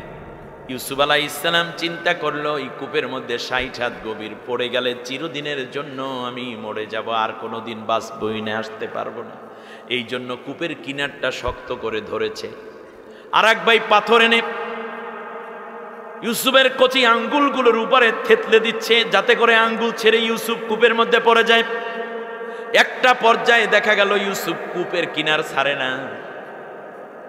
ইউসুফ আলাইহিস সালামকে চুল ধরে উপরের দিকে উঠাইছে, হাত পেছনে বেঁধেছে, তার আগে জামাটা খুলে ফেলেছে, পাওটা শক্ত করে বেঁধে কোমরের মধ্যে রশি লাগাইয়া ভাইরা আস্তে আস্তে কূপের মধ্যে ছাড়তেছে। আর এক ভাই ডাক দিয়া বলে, 60 হাত রশি নষ্ট কইরা লাভ নাই, সুতরাং এখন এই 20 হাত গেছে, এখনই রশিটা কেটে ফেলো, কোনোদিন ইউসুফ আর উপরে উঠতে পারবে না। হাতও বান্ধা, পাও বান্ধা, কোমরের মধ্যে রশি পড়া। আর এক ভাই এসে কাঁচি দিয়া, ধান কাটেন কি দিয়া, কাঁচি দিয়ে তাদের রশি কাটতেছে ইউসুফ আলাইহিস সালামের। ইউসুফ পয়গম্বর বুঝতে পেরেছে ভাইরা রশি কাইটা ফলাইতে আছে। এমন সময় আসমানের দিকে মুখ উঁচু করে চোখের পানি ছেড়ে ডাক দিয়ে কয়, রব্বুল আলামিন, আমার আব্বা বলেছে এই পৃথিবীতে মানুষ যখন বড় অসহায় হয়ে যায়, ইউসুফ তোমার জীবনে যদি কখনো এমন অবস্থা হয় ভাইরা শত্রু হয়ে গেছে, সাহায্য করার কেউ নাই, তুমি সেই মুহূর্তে বাবা বাবা বলেও সময় নষ্ট করবা না, ভাই ভাই ডেকেও সময় নষ্ট করবা না। তোমার আমার স্রষ্টা আসমানের মালিক জমিনের মালিক আল্লাহ রাব্বুল আলামিনকে ডাক দেবা। আল্লাহ ছাড়া মূলত মানুষের সাহায্যকারী আর কেউ নাই। ইউসুফ আলাইহিস সালামের মনে পড়েছে বাবার ওসিয়তের কথা। উপরের দিকে চোখ তুলে ইউসুফ আলাইহিস সালাম চোখের পানি ছেড়ে দিয়ে ডাক দিয়া বলে, আল্লাহ তুমি আমাকে বাঁচাও, কারণ ভাইরা রশি কাইটা ফেলাইতে আছে, মানে আমাকে এখানে রেখে যাবে। এর আগে ইউসুফ মনে করেছিল কোনো কারণে যদি আমাকে ধরেছে, আমাকে রশিতে জড়াইছে, মূলত আমার ভাইরা মনে হয় আমাকে আবার টাইনা উঠাইয়া নেবে, আর নয়তো ধাক্কা মেরে ফেলে দিলেই হতো। এই পৃথিবীতে যারা নির্দোষ মানুষ তারা মনে করে আমাকে কেন মারবে, আমার তো কোনো দোষ নাই। এক আদালত থেকে আর এক আদালতে যায়, হাইকোর্ট থেকে সুপ্রিম কোর্ট, সুপ্রিম কোর্ট থেকে অ্যাপিলিট ডিভিশন, অ্যাপিলিট ডিভিশন থেকে রিভিউতে যায়। তারা মনে করে আমরা তো মুক্তি পাবোই পাবো, তার কারণ আমার তো কোনো দোষ নাই। কিন্তু মূল বিষয় ওটা নয়, বরং টার্গেট করি যেহেতু হত্যাই নিয়ত, যেই জায়গায় যাবে সেই জায়গায় রায় ওদের একই রকম হবে। হযরতে ইউসুফ আলাইহিস সালাম দেখলেন কেউ আর তাকে সাহায্য করে না। হযরতে ইউসুফ আলাইহিস সালাম চোখের পানি ছেড়ে ঠোঁট দুইটা বাঁকা করে কাতর কণ্ঠে আল্লাহরে ডাক দিয়া কয়, রব্বুল আলামিন তুমি ছাড়া আমাকে বাঁচাবার আর কেউ নাই। আল্লাহ রব্বুল আলামিন জিবরিল আলাইহিস সালামকে ডাক দিয়া বলে, জিবরাইল তাড়াতাড়ি যাও, আমার ইউসুফ কত সুন্দর করে আমাকে ডাকতেছে। ওই রশি কাইটা ইউসুফ ময়লা পানি সাপ বিচ্ছু ভরা কূপের মধ্যে পড়ে যাওয়ার আগেই তোমার নূরের দুইটা হাত আমার ইউসুফের কচি পায়ের নিচে পেতে ধরো। জিবরিল আলাইহিস সালাম বলেন, আল্লাহ রাব্বুল আলামিন আমাকে 500টা নূরের ডানা দিয়েছেন, তার মধ্যে 2টা ডানায় যদি আমি ভর করি, সাথে সাথে মাশরিক থেকে মাগরিব পর্যন্ত চলে যাই চোখের পলকে। আল্লাহর হুকুম পাইয়া আমি 500 ডানায় একসাথে ভর করলাম। ওদের রশি কাটতে এখনো অনেক সময় বাকি, তার আগেই আমি ইউসুফের কূপের মধ্যে তার কচি 2টা পায়ের নিচে আমার নূরের হাতটা পেতে ধরলাম। হযরতে ইউসুফ আলাইহিস সালাম এক পর্যায়ে ভাইদের রশি কেটে পড়ল। ভাইরা মনে করলো কোনোদিন ইউসুফ আর দাঁড়াতে পারবে না, ইউসুফ কূপের মধ্যে পড়ে গেছে। আমার ভাইরা যতক্ষণ পর্যন্ত রশি কাটে নাই ততক্ষণ পর্যন্ত ইউসুফ ভাই ভাই বললা ডাকতেছে, ঠিক না? ভাই আমারে মাইরো না, আমারে মারবা কেন, আমার কোনো দোষ নাই। বাবা আমার কথা শুনলে ঘর ছাড়া হয়ে যাবে, আমার আব্বা কারে নিয়ে ঘুমাইবে, আমার আব্বাকে কে সকালবেলা ইবাদতখানায় নিয়ে যাবে, কে আমার আব্বুর পানি এনে ওযু করতে দিবে, কে আমার আব্বুর লঙ্গিটা ধুয়ে দিবে। আমার ভাইরা আমাকে মাইরো না, আমার আব্বা কিন্তু আমার শোক সইতে পারবে না। এতক্ষণ পর্যন্ত ভাই ভাই করে, যখন রশি কাটা হয়ে গেছে তখন ইউসুফ কিন্তু আর ভাই ডাকে না, তখন কারে ডাকে? এই জন্য বলি, আবার বলি, যতদিন রশি কাটেন নাই ততদিন ভাই ছিলেন। যেই দিন রশিটা কাইটা ফেলাইছেন, ফাঁসিটা দিয়া ফেলাইছেন, সেই দিন থেকে আপনার আর ভাই রন নাই। তার কারণ রশি আমরা কাটি নাই, আপনাই ওই রশি কাটার দ্বারা বুঝাই দিয়েছেন তোমরা আমাদের ভাই না, বন্ধু না। সুতরাং আপনারা যত যাই বলেন না কেন, রশি যেই দিন কাটছো সেই দিন থেকে ভাইয়ের সম্পর্ক ছিন্ন হয়ে গেছে।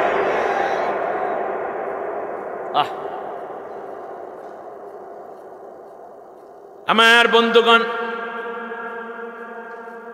হযরত ইউসুফ আলাইহিস সালামের প্রসঙ্গ নিয়ে আল্লাহ রাব্বুল আলামিন বললেন, হত্যা করতে চাইল তার ভাইয়েরা, কিন্তু আমি আল্লাহ রাব্বুল আলামিন আমার ইউসুফকে বাঁচাইয়া দিয়া মিশরে পৌঁছাইয়া দিলাম মালিক মিশরের মাধ্যমে। সেখান থেকে এক পর্যায়ে আমি আমার ইউসুফকে রাষ্ট্রের প্রেসিডেন্ট বানাইয়া দিয়েছিলাম। যেমন ঠিক তেমনি তোমাদের ভাই মুহাম্মদুর রাসূলুল্লাহকে তোমরা আজকে হত্যা করতে চাও। যোগসূত্র বুঝতেছেন? এখন এই সূরা তো নাজিল হয়েছে নবীর উপরে, ঘটনা নিয়ে গেছে ৩,৫০০ বছর আগে। এনে আল্লাহ তাআলা বলছেন, আমার ইউসুফকে তার ভাইয়েরা হত্যা করতে চেয়েছিল, হত্যা তো করতে পারি নাই, আমি আল্লাহ বাঁচাইয়া মিশরের প্রেসিডেন্ট বানাইয়া তারপরে যারা হত্যাকারী তাদেরকে আমার ইউসুফের সামনে মাথা নত করে দাঁড় করাইয়া ক্ষমা চাওয়াইয়া আনুগত্যের মস্তক অবনত যেমন করিয়েছিলাম, ঠিক তেমনি তোমরা আমার মোহাম্মদকে হত্যা করতে চাও, আমার মোহাম্মদকে আমি মদিনায় নিয়ে যাব, একদিন মক্কা বিজয় করাবো, যারা হত্যা করতে চেয়েছে ষড়যন্ত্রকারীরা সবগুলোকে এই মোহাম্মদের সামনে মাথা নত করাইয়া তারপর আনুগত্যের শিকার নিয়ে ছাড়বো, যেমনটা আমি ইউসুফকে নিয়েছিলাম। গতকালকেও 5 আগস্টের আগে বিএনপির ভাইরা ঘরে ঘুমাইতে পারে না, মামলা খেত খামারে ঘুমাইতে, জামাতের ভাইরা ঘরে ঘুমাইতে পারে না, মসজিদ থেকে দৌড়ে নিয়ে যায়, ইতিকাফ থেকে দৌড়ে নিয়ে যায়, বিবাহের অনুষ্ঠান থেকে জানাজা থেকে দৌড়ে নিয়ে যায়, আর এখন তাদের সামনে এসে গুড়গুড় করে কি করে না, এইটা কোন আগে। আর এখন র চাচ্ছে পলাতক সেই স্বৈর শাসককে আবার এখানে এস্টাবলিশ করতে, সেই জন্য গোপনে কিংবা প্রকাশ্যে অনেক কথা তারা বলে, বাংলাদেশের বিভিন্ন নৈতিক বড় দলদের সাথেও তারা কিছু একটা নেগোসিয়েশন করার চেষ্টা করবে, অথবা করতেছে অথবা করেছিল। কোনোদিনও না, এই ভুল করবেন না। ভারতের প্রেসক্রিপশনে বাংলাদেশ চলবে না, বাংলাদেশ চলবে বাংলাদেশের প্রেসক্রিপশনে, বাংলাদেশ চলবে আল্লাহর কোরআনের প্রেসক্রিপশনে, বাংলাদেশ চলবে মুহাম্মদুর রাসূলুল্লাহর প্রেসক্রিপশনে। তারা তো বলেছিল আমরা ক্ষমতায় গেলে মদিনার সনদ কায়েম করব, বলছিল না? ধোঁকাবাজ নারী ক্ষমতায় দিনের ভোট রাতে দিয়ে ক্ষমতায় আসলো, 4 মাস যখন হয়ে গেল তারপর দেখলাম উম্মা এতে মদিনার সনদে চালায় না, মোদির সনদে দেশ চালান শুরু করে দিয়েছে। অতএব এই ভুল যেন আর না হয়, আল্লাহ আমাদেরকে রহম করুন, বলেন আমিন। শেষ পর্যন্ত যা হলো আল্লাহ সুবহানাহু ওয়া তাআলা বলতেছেন, শোনো এই মাঝখানে আমার ইউসুফকে আমি আল্লাহ তাআলা বড় করলাম। সুবহানাল্লাহ, আল্লাহু আকবার বলেন। আমার ভাইয়েরা, একটা পর্যায়ে যখন চলে আসলো ইউসুফ আলাইহিস সালামকে বাবা হারিয়ে ফেললেন। আল্লাহু আকবার। একদিন তো ইয়াকুব আলাইহিস সালাম, শুনতেছেন আপনারা, ইয়াকুব আলাইহিস সালাম তার ছোট্ট ছেলে ইউসুফ আলাইহিস সালামের আপন ভাই, একই মায়ের নাম হলো বনিয়ামিন, বনিয়ামিনকে নিয়ে এই অন্ধ পিতা হাত ধরে নিয়ে গেছে বনের কিনারে। মন মানে না, গিয়ে বলল যে বনের বাঘেরা তোরা কে আমার ইউসুফকে খেয়েছ, আয় আমি একটু তার কাছ থেকে আমার ইউসুফের গায়ের ঘেরান নেব। বনের কিনারে বাবা দাঁড়িয়ে আছে, হরিণগুলো ছুটাছুটি করছে, বনের পাখিগুলো ছুটাছুটি করছে বাঘকে সংবাদ দেওয়ার জন্য। হরিণ পেয়ে বাঘ যখন থাবা দিবে, এমন সময় হরিণ ডাক দিয়ে বলে আমাকে খেয়ে কোনো লাভ নাই, আল্লাহর পয়গম্বর তোমাদের জন্য বনের কিনারে অপেক্ষা করে, তাড়াতাড়ি যাও। বাঘগুলো চলে গেল, সব বাঘ ইয়াকুব আলাইহিস সালামের সামনে বসে গেছে, পা দুইটা জড়ো করে। জিজ্ঞেস করলো বাঘের, আরে তোরা কে আমার ইউসুফকে খেয়েছ? কোনো জবাব নাই। আরেকটু পরে বলে স্বীকার কর, কোনো দোষ দেব না, অভিযোগ করব না, শুধুমাত্র তার গা থেকে আমার ইউসুফের গায়ের ঘেরানটা নেব। সাথে সাথে বাঘের জবান খুলে যায়, সবচেয়ে বয়স্ক যেই বাঘটা সেইটাই হাউমাউ করে কাঁদতেছে আর বলে আল্লাহর নবী, আমরা প্রাণী ধরে খাই, কিন্তু আল্লাহ রব্বুল আলামিন আমাদেরকে বলে দিয়েছেন কোন নবীর রক্ত কিংবা গোশত আমাদের জন্য হারাম। বনের কোনো প্রাণী, হিংস্র জানোয়ার কোনো নবীকে খাইতে পারে না, পানির কোনো কুমির কিংবা হাঙ্গর নবীদেরকে খাইতে পারে না। ও আল্লাহর পয়গম্বর, আল্লাহর নবী গো, আল্লাহর কসম করে বলি আমরা ইউসুফকে খাই নাই, তার কারণ আল্লাহ রব্বুল আলামিন আমাদেরকে জানিয়ে দিয়েছেন ইয়াকুব পয়গম্বরের সন্তান ইউসুফ একদিন আল্লাহর নবী হবে। সুবহানাল্লাহ। একটা বাঘও আল্লাহ যা নিষেধ করেন তা খান না, আর আপনি মানুষ হইয়া আপনি ঘুষ খান, দুর্নীতি করেন, সুদ খান, অন্যের সম্পদ লুণ্ঠন করেন, দেশের সম্পদ বিদেশে পাচার করেন, মানুষের উপর চাঁদাবাজি করেন, এগুলো করলে হারাম হবে, আপনি পশুর চেয়ে নিকৃষ্ট হয়ে যাবেন। অতএব এই কাজগুলো থেকে আল্লাহ আমাদেরকে বাঁচার তৌফিক দিন। আমার ভাইয়েরা, হযরতে ইয়াকুব আলাইহিস সালাম শেষ পর্যন্ত উপায় না পেয়ে কাঁদতে কাঁদতেই চলে গেলেন। আমার বন্ধুগণ, একটা পর্যায়ে হযরতে ইয়াকুব আলাইহিস সালাম যখন অন্ধ, সেই মুহূর্তে ভাইরা আসছিল। এই ফাঁকে আরেকটা ঘটনা ঘটে গেছে। এক মহিলা হযরতে ইউসুফ আলাইহিস সালামকে চরিত্র হননের অভিযোগে অভিযুক্ত করে বসছে। নাউজুবিল্লাহ পড়েন। ইউসুফ আলাইহিস সালামকে নিয়ে গেল মালিক মিশর কূপের মধ্যে। যখন বালতি ফেললো আল্লাহর হুকুমে, ইউসুফ আলাইহিস সালাম উঠে আসলেন। ইউসুফ আলাইহিস সালামকে 2 মাস লালন পালন করার পরে মালিক মিশরের এক বড় ধনাঢ্য ব্যক্তি, সে চিন্তা করলো ইউসুফকে শুধু পাইলে পাইলে লাভ নাই, তারে বিক্রি করে দিলেই ভালো। তো বিক্রি করার জন্য সে বাজারে উঠাইছে। বাজারে ওঠানোর পরে প্রথম দিন বিক্রি করবে না, বরং 2 টাকা করে 2 দিনার করে তাকে দেখাবে। সুন্দর ড্রেস আপ করাইয়া নিয়ে আসছে। লাখো মানুষের ভিড় ইউসুফকে এক নজর দেখার জন্য। সুবহানাল্লাহ। এত সুন্দর চেহারা, বয়স তার 7 বছর 3 মাস। সুবহানাল্লাহ বলেন।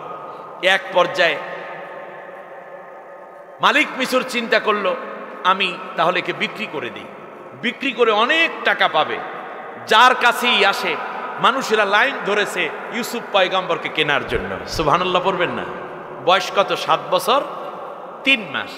লাইনে অনেকে দাঁড়িয়েছে। দাঁড়ানোর মধ্যে যারাই চায় অনেকে কিনতে আসে এই গোলামটাকে। বলে যে দাম কত? কয় না, আপনি বলেন।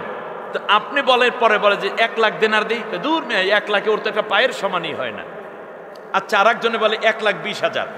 বেশ, কি করবো না। দূরে দাঁড়াইয়া আজিজ মিশর এবং তার স্ত্রী দেখতেছিলেন এই দৃশ্য। একটা পর্যায়ে বলল যে এই মালিক মিশর এদিকে আসো। কিন্তু উনি যে আজিজ মিশর, এটা মালিক মিশর চেনতো, কিন্তু উনি আসছে ছদ্মবেশে।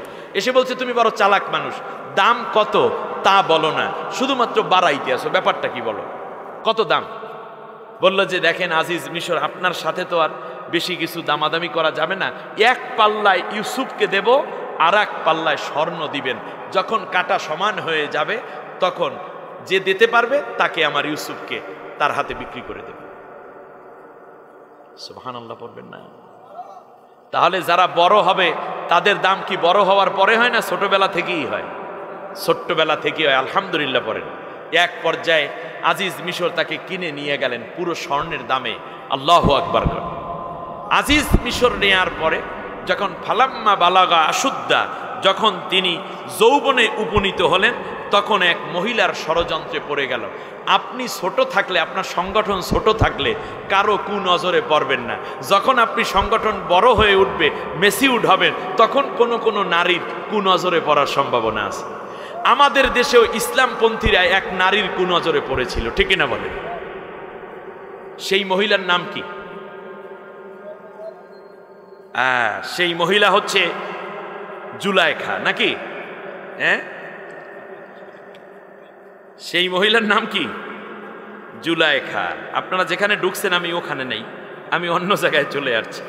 হযরতে ইউসুফ আলাইহিস সালামকে নিয়ে এই মহিলা কন্ট্যাক্ট করতে চাইল, একেবারে উপরে উঠাইয়া নিল রাজমহলে, নিয়ে দরজা সব বন্ধ করে দিল। ওয়াগল্লাকাতিল আবওয়াব, সব দরজা বন্ধ করে দিয়ে বলল, ক্বালাত হাইতা লাক, আমার মনের আকাঙ্ক্ষা পুরা করে দাও। নাউজুবিল্লাহ পড়েন। তাহলে বোঝা যায় যুগে যুগে অসৎ নারীরা নেককার মানুষের কাছ থেকে তাদের পাওনা বুঝে নেয়ার জন্য ষড়যন্ত্র করে, ঠিক না? এরপর কি করলো?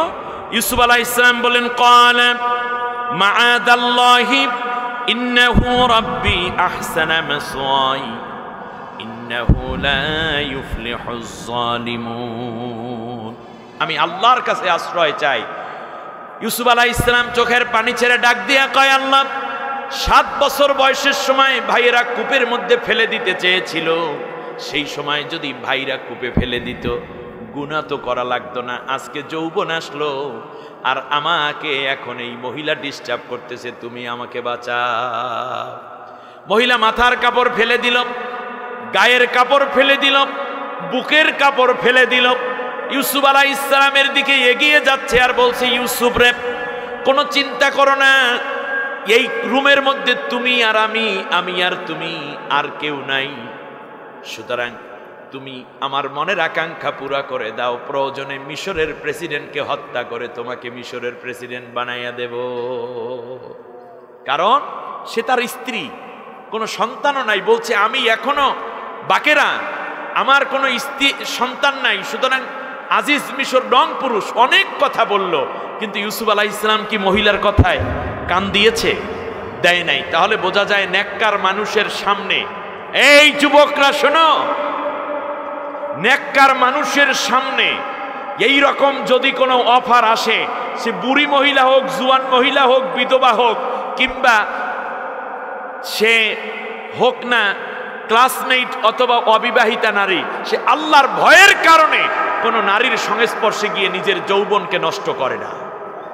মনে থাকবে, আজকে খুব আশ্চর্য লাগলো যে বর্তমানে নারী আন্দোলন, নারী কমিটি, তারা প্রধান উপদেষ্টার কাছে কয়েকটা বিষয়ে তারা প্রস্তাব করেছে। তার মধ্যে একটা হলো এই যে তারা যে সমস্ত নারীরা জেনা ব্যভিচার করে দেশের মধ্যে, তাদেরকে কর্মী হিসাবে ঘোষণা দিতে হবে। ওনাদের টার্গেটটা কি বুঝতে পেরেছেন? ওই নারীরা বুঝতে পারে নাই, এমনকি সংবিধানে যে বিসমিল্লাহির রহমানির রহিম আছে, এটাকে বাদ দেওয়ার প্রস্তাব করেছে তারা। এইটা কি বাংলাদেশে কোনোদিনও সম্ভব? এর মানে দালালি শুরু হয়ে গেছে। এই নারীরাই পালিয়ে যাওয়া গভর্নমেন্টের শরীফার গল্পের ধারক বাহক এবং লেখক, প্রমোটকারী ছিল। তারা ট্রান্সজেন্ডারের আবিষ্কারক ছিল। প্রধান উপদেষ্টাকে বলবো, এদের কথায় কান দিবেন না, কারণ রক্তের বিনিময়ে স্বাধীনতা অর্জিত হয়েছে। এখানে রক্তের বিনিময় এসেছে, মুসলমান সন্তানদের জীবনের বিনিময়। ওই ধরনের নারীদের কথা শুনে বাংলাদেশের সংবিধান, ঈমান, আকীদা মুসলমানদের বিরুদ্ধে আঘাত আনার মতো যে কোনো প্রস্তাব আসবে আপনি গ্রহণ করবেন না, তাহলে জাতিটা মেনে নেবে না। কি বলছে এরা? আপনারা বুঝতেছেন না? আমি কয়দিন আগে যখন হাসনাত আব্দুল্লাহর বিয়ে অনুষ্ঠানে আমি ছিলাম, বিয়ে পড়ানোর দায়িত্ব ছিল আমার। ঘটনাক্রমে আমার এলাকার মেয়েই সে বিয়ে করেছে, আমার ভাতিজি। বিয়ে শেষ করার পরে হাসনাত আব্দুল্লাহর সাথে কোলাকুলি করার পর, হাসনাত আব্দুল্লাহর নাম শুনছেন আপনারা?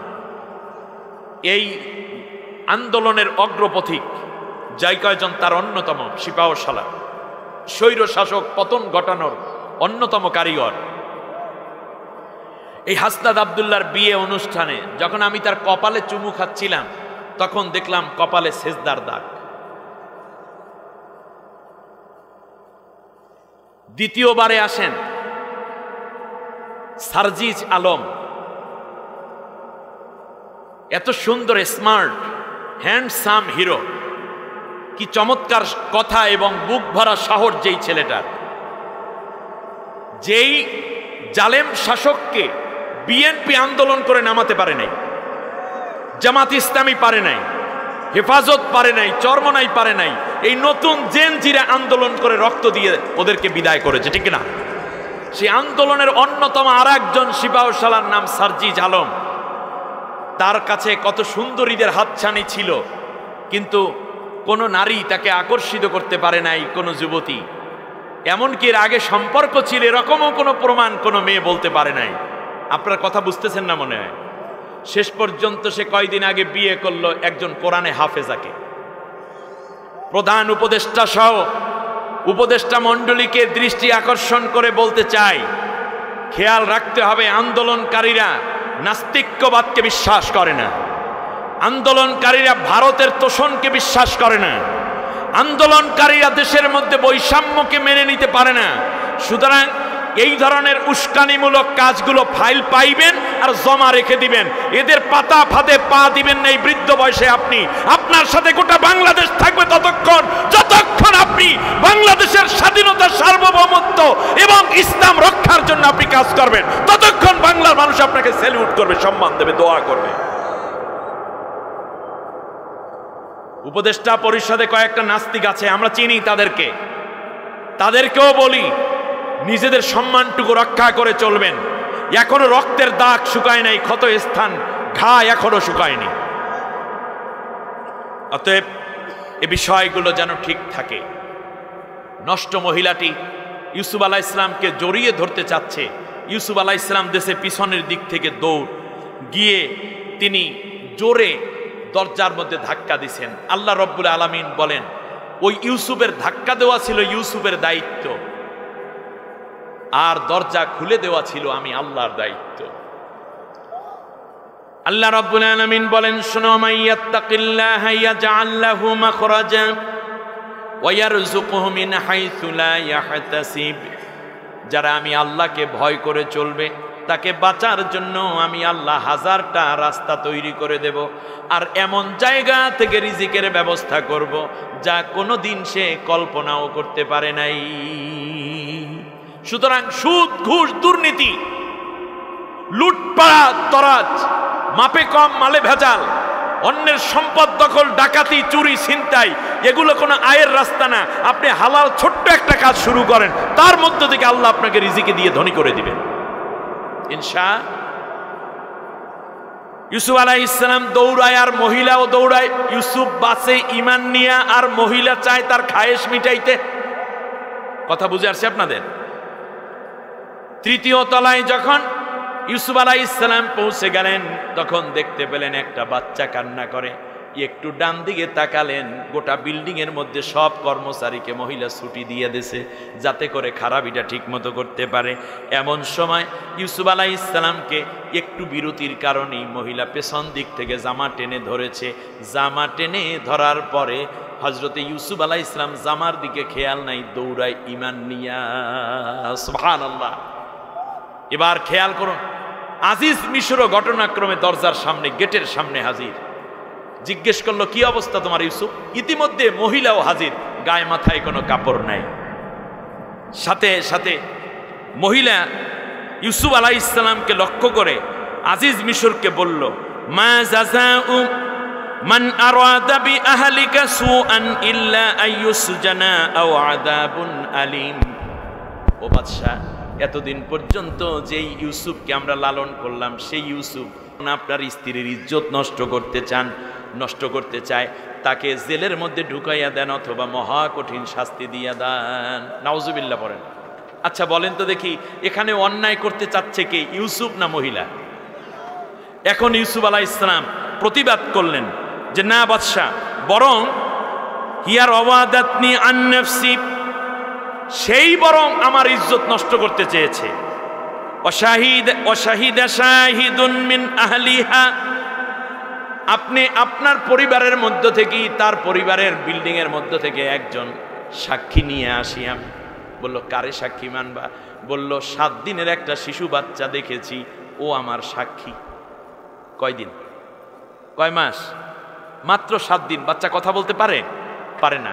আজিজ মিশর বলল, নিয়ে আসো। 7 দিনের শিশুকে নিয়ে আসা হলো।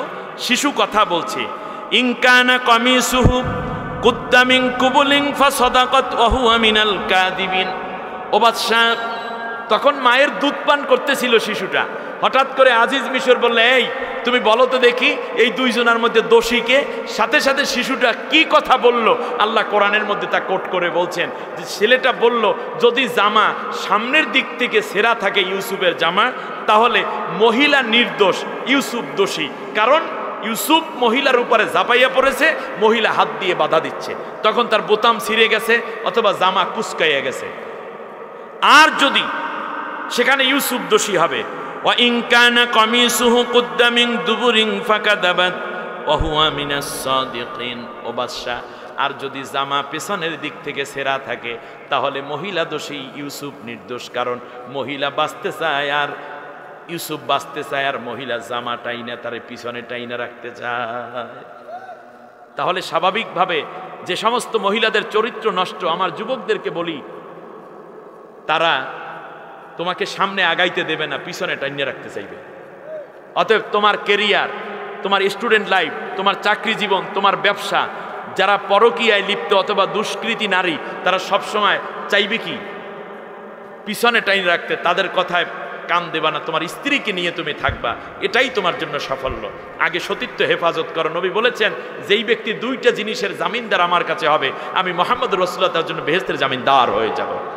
এক নম্বর হচ্ছে তার দুই মা বাইনা রিজলাইহি ওয়া লিহিয়াইহি, তার দুই উরুর মাঝখানে যা আছে অ্যাটলিস্ট তার সতীত্ব, আর তার দুই চোয়ালের মাঝখানে যা আছে তার জিহ্বা, অর্থাৎ জিহ্বা দিয়ে মিথ্যা বলবে না, গালিগালাজ করবে না, গীবত করবে না, চগলখড়ি করবে না, ফাহেসা কথা বলবে না। আর দুই উরুর মাঝখানে আছে তার সতীত্ব। যেই নারী কিংবা পুরুষ এই দুইটা কাজের জামিনদার আমের হবে, দুইটা অঙ্গের, আমি তার জন্য বেহেশতের জামিনদার হয়ে যাব। আল্লাহ যেন আমাদের ইউসুফ আলাইহিস সালামের চরিত্রবান হওয়ার তৌফিক দেন, বলি আমিন। যখন দেখতে পেল ওয়া ইন কানা কামিসুহু কুদ্দা মিন দুবুরিন ফাখাযাবাত ওয়া মিনাস সাদিকিন, আর যদি জামা পেছন দিক থেকে ছেঁড়া থাকে তাহলে মহিলা দোষী, ইউসুফ নির্দোষ। ততক্ষণে মহিলার হাতের মধ্যে ইউসুফের যে জামা ছেঁড়া আছে, ছেঁড়া অংশ, সেটা ওই মহিলার হাতের মধ্যে। কথা বোঝেন নাই? জামা ছেঁড়া অংশ কোথায়? মহিলার। আজিজ মিশর তার দেখতে পাচ্ছে, কিন্তু মহিলা এতই উদাস হয়ে গেল যে হাতের মধ্যে যেই এই জামার ছেঁড়া অংশ, এটাও সে ভুলে গেছে।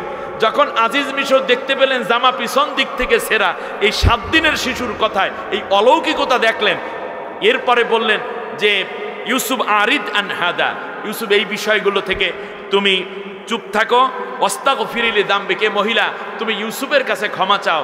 আর শোনো একটা, এই যে ইন্নাকি কুনতি মিনাল খাতিন, তুমি আসলে সতীত্বহীন এবং আমানতের হীন এক নারী। শেষ পর্যন্ত রায় হয়ে গেল মহিলাই দোষী। আচ্ছা, রায়ে বোঝা যায় মহিলা দোষী, মাল সহ ধরা পড়ছে মহিলা, কিন্তু এরপরও জেল খাটছে কে?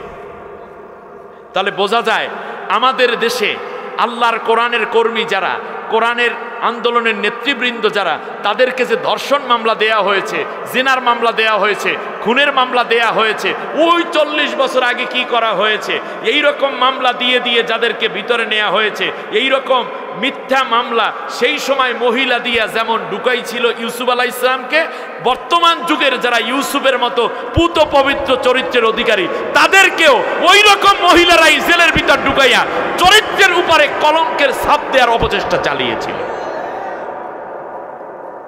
শেষকালে আল্লাহ বিজয় দিয়েছেন কারে? মহিলারে না ইউসুফকে?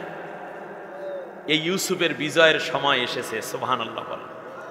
আমার ভাইয়েরা, ইউসুফ আলাইহিস সালামকে এরপরও 10 বছর জেলের ভিতর রাখা হলো। জেল থেকে ইউসুফ আলাইহিস সালাম বেরিয়ে আসছেন। এবছর আলোচনা এই পর্যন্তই থাকবে, যেহেতু রাত অনেক হয়ে যাচ্ছে, 12টাও পার হয়ে গেছে। এজন্য আমি চাচ্ছি, ইউসুফ আলাইহিস সালামকে জেলের মধ্যে রাখা হয়েছে, পরে আল্লাহ তাআলা জেল থেকে মুক্ত করলেন তাকে, আল্লাহ তাআলা ফিরিয়ে আনলেন তাকে কোথায়? রাষ্ট্রের প্রধান হিসাবে। সুবহানাল্লাহ পড়বেন না? অতএব যারা জেল খেটেছে, যারা নির্যাতন সহ্য করেছে, আল্লাহ তাআলা তাদেরকেও এই দেশের রাজপ্রাসাদে বসাবেন, এই ঘোষণাটা আল্লাহ কোরআনে বলেছেন। আল্লাহ রাব্বুল আলামিন বলেন, নুরিদু আন্নামুন্না আলাল্লাযীনা ইসতুদঈফু ফিল আরদ ওয়া নাজআলাহুম আইম্মাতাও ওয়া নাজআলাহুমুল ওয়ারিসিন ওয়া নুমাক্কিনা লাহুম ফিল আরদ। সুবহানাল্লাহ পড়েন। আমি আল্লাহ সিদ্ধান্ত নিয়েছি। সূরা কসাসের মধ্যে 4 নম্বর আয়াতে আল্লাহ রাব্বুল আলামিন বলেন, আমি আল্লাহ ডিসিশন নিয়েছি, আমি আল্লাহ চূড়ান্ত সিদ্ধান্ত নিয়েছি, যেই দলের লোকেরা বেশি বেশি নির্যাতিত হয়েছে, দেশের মধ্যে ওই দলের এবং ওই দলগুলোর লোকদেরকে আমি আল্লাহ রাব্বুল আলামিন আমার রহমত দিয়ে সিক্ত করে দেব, রহমত দিয়ে ভরে দেব।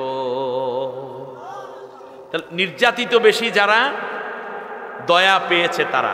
সুবহানাল্লাহ বলেন। 1 নম্বরে আল্লাহ বললেন দয়া দেব।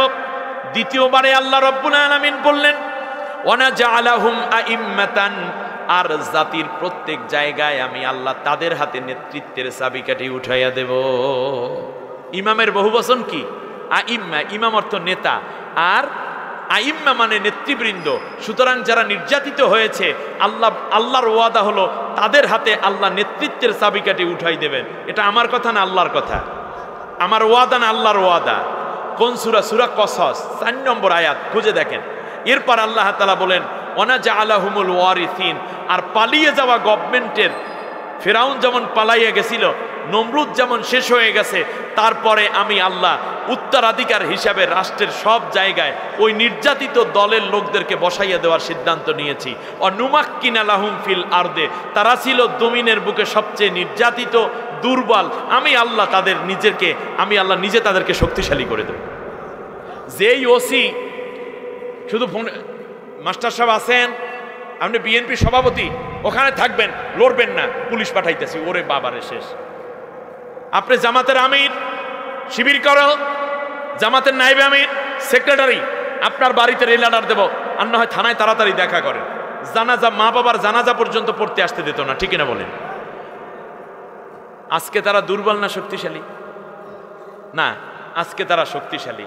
অনুমাক্কিনা লাহুম ফিল আরদ। এখন ওসি ফোন দেয়, স্যার একটু কথা ছিল, সময় হবে? স্যার আপনি অফিসে থানায় আসেন, যদি না পারেন তাহলে আমি আসি না হয়। কি এসপিরা এইভাবে কথা বলে না? ডিসিরা এইভাবে বলে না? টিওনারা এত সম্মান দিয়ে বলে না? সম্মান দিয়ে বলে কেন? তার কারণ আল্লাহর ওয়াদা ছিল, অনুমাক্কিনা লাহুম ফিল আরদে, জমিনের বুকে আমি তাদেরকে শক্তিশালী করব। আজকে ফিলিস্তিনের মুসলমানরা মার খায়, সেদিন বেশি দূরে নয়, ঘুরে দাঁড়াবে, গোটা বিশ্বের ইয়াহুদিরা ধ্বংস হয়ে যাবে, মুসলমানরা নেতৃত্বের জায়গায় পৌঁছে যাবে ইনশাআল্লাহ। এটা আমার কথা নয়, এটা নবীজির কথা। নবীজি নিজে বলেছেন যেমন একটি সময় আসবে ইহুদিদেরকে হত্যা করা হবে। নবীজি বলেছেন, লা তাকুমুস সাআতু হাত্তা ইউকাতিলাল মুসলিমুনা আল ইয়াহুদা ফায়াকতুলুহুমুল মুসলিমুন ফায়াকতাবিয়াল ইয়াহুদিয়্যু মিন ওয়ারাইল হাজারি ওয়াশ শাজার ফায়াকুলুল হাজারু আওয়াশ শাজারু ইয়া আইয়ুহাল মুসলিম ইয়া আব্দুল্লাহ ইন্নাল ইয়াহুদিয়্যু মিন ওয়ারাই ফাতাআল ফাকতুলুহু ইল্লাল গরকাত ফাইন্নাহু মিন শাজারিল ইয়াহুদ। আল্লাহু আকবার। নবীজি বলেছেন সময়ের ব্যবধানে মুসলমানরা ইহুদিদেরকে হত্যা করবে, ওরা পালিয়ে যাবে, শেষ পর্যন্ত গাছের আড়ালে এবং পাথরের আড়ালে, গাছ এবং পাথর তখন মানুষের মতো জবান খুলে বলবে, হে মুসলমান আমার কাছে আসো, আল্লাহর গোলাম, আমার পিছনে ইহুদি আছে। পরে ওদেরকে দৈরা দৈরা শেষ করে দিবে। আর শুধুমাত্র একটা গাছ যার পিছনে আশ্রয় নিলে কথা বলবে না, তার নাম গরকদ। আল্লাহ নবী এর দ্বারা বুঝাইয়া দিয়েছেন, অন্য গাছালারা তো ধরাইয়াই দেবে, অন্য পাথরে ধরাইয়া দেবে, শুধুমাত্র ধরাইবে না, বলবে না যে তার নাম গরকদ। তোমরা গরকদের পিছনে তালাশ কইরা পাইয়া যাবার, অন্য জায়গায় গেলে তো তারা ধরাইয়াই দেবে। গাছও মানুষের মতো কথা বলবে, পাথরও মানুষের মতো কথা বলবে। সেই সময় ইহুদিদের শিশুদেরকে হত্যা করা হবে, নারীদেরকে হত্যা করা হবে, যুবকদেরকে হত্যা করা হবে। কেউ যেন বলতে না পারো যে ইসলাম ধর্মের মানুষ শিশুদেরকে কেন হত্যা করলো, ইমাম মাহাদি করলোটা কি, মুসলমানরা এই নারীদেরকে কেন হত্যা করলো। এর আগে আল্লাহ তাআলা ফিলিস্তিনের বৈধ অধিকারী মর্দে মুজাহিদ এবং অসহায় নারীদেরকে আজ ওরা হত্যা করতেছে, তাদের রক্ত এবং লাশ ঝরতেছে, রক্ত যাচ্ছে। মনে রাখবেন, যাতে করে পরবর্তীতে জাতিসংঘ, কমনওয়েলথ থেকে নিয়ে কেউ যেন বলতে না পারো যে কেন মুসলমানরা ইহুদি শিশুকে হত্যা করলো, তখন যেন বলা যায় যে তোমরা তো লক্ষ লক্ষ মুসলমান শিশুদেরকে আগে হত্যা করেছো, সুতরাং তোমাদের শিশুদেরকে হত্যা করা হবে। প্রিয় যশোরবাসী, আলোচনার এ পর্যায়ে শুধু এতটুকু বলবো যে আল্লাহ রব্বুল আলামিন ইউসুফ আলাইহিস সালামকে ভাইদের কবল থেকে রক্ষা করে রাষ্ট্রপ্রধান বানাইয়া ভাইদেরকেই মাথা নত করাইয়া দিয়েছেন। রাআইতুহুম লি সাজিদিন, আমার ভাইরা আমার আনুগত্য হয়েছে। সেই আল্লাহ আজও আছেন না নেই? সেই আল্লাহ, আমার বিশ্বাস আগামী দিনগুলো চলে আসতেছে সেই দিকেই।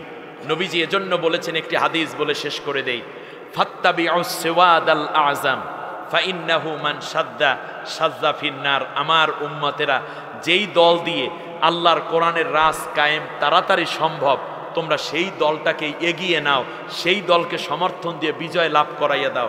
তার কারণ হচ্ছে, আজকে যদি এই মুহূর্তে ইসলামী রাষ্ট্র হয়, তাহলে রাত্রে কি ফোর্স কোয়ার্টারগুলো খোলা থাকবে না বন্ধ হয়ে যাবে? এই রাতে বাংলাদেশে 1,20,000 সার্টিফিকেটধারী যৌনকর্মী আছে যারা বেশ্যাবৃত্তিতে লিপ্ত। তাহলে ওখানে আছে 1,20,000, 2 জন করে খদ্দর গেলেও আছে 2,40,000। হিসাব বোঝেন নাই মনে হয়? তাহলে 2,40,000 আর 1,20,000, 3,60,000 মানুষ আজকে জেনা থেকে বেঁচে যাবে। এতে রাষ্ট্র কি সমৃদ্ধ হবে না? আল্লাহর রহমত আসবে না? আচ্ছা, বাংলাদেশে প্রায় 11,000-এর উপরে শুধু মদের ক্লাবের লাইসেন্স দেওয়া আছে। 11,000-এর উপরে। তাহলে আপনি চিন্তা করুন তো, 5 জন করেও যদি ক্লাবে যায় তাহলে 55,000 মানুষ আজকে মদ পান করবে। আর অন্যান্য ইয়াবা, ফেন্সিডিল, কোকেন, তারি, মারজুয়ারা, পেথিডিন, গাঁজা ইত্যাদি, ভাঙ, এগুলো তো আছেই।